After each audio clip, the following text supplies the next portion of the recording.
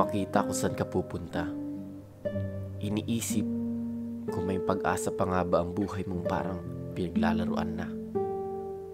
Langit, lupa, impyerno.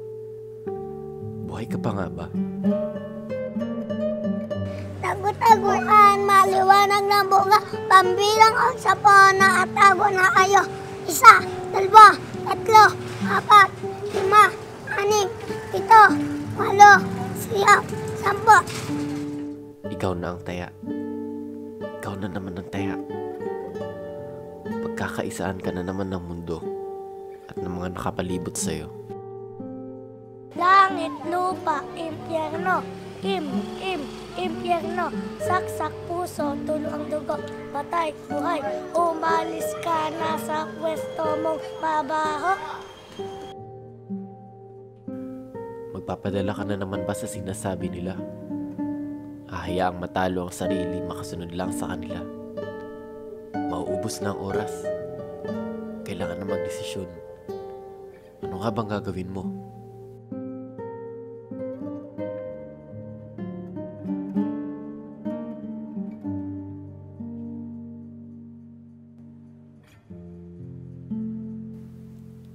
Magtago? Hanggang kailan? Nandyan ka pa rin sa madilim na sulok. Umiiyak. Naghahanap ng tulong. Tinatanaw ang nakaraang sumaksak sa iyong puso. Pen, de Sara, pen, de Cuchillo, de Almacen, how, de Carabao, de Batuten, sipit, namimilipit, gintong pilak, namumulaklak sa tabi ng dagat.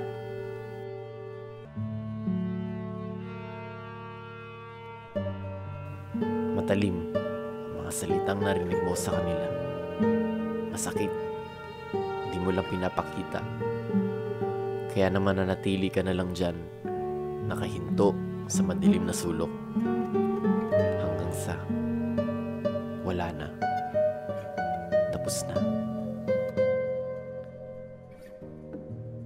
Pero hindi naman talaga dyan natatapos. Hindi ka nag-iisa. May isang handang mabigay ng kakaibang pagmamahal sa iyo. Tatagpuin ka niya sa madilim na sulok ng buhay mo. Aalisin niya ang lahat ng sugat sa puso mo. Bibigyan niya ng direksyon ang buhay mong liko-liko. At papahirin niya ang bawat luha sa iyong mga mata.